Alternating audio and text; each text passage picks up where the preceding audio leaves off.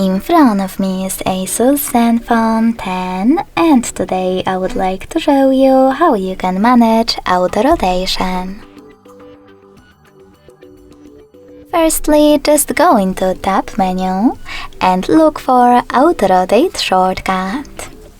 When you find it, click on it. As you can see, mine is now gray. That means that auto rotation is disabled, but you can always enable it by hitting the same one again. You can also access devices settings, scroll down and choose display section.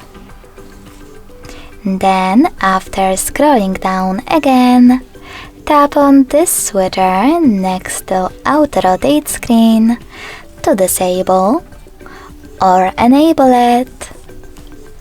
Thanks so much for watching. If you enjoyed this video, don't forget to leave a like, comment and subscribe.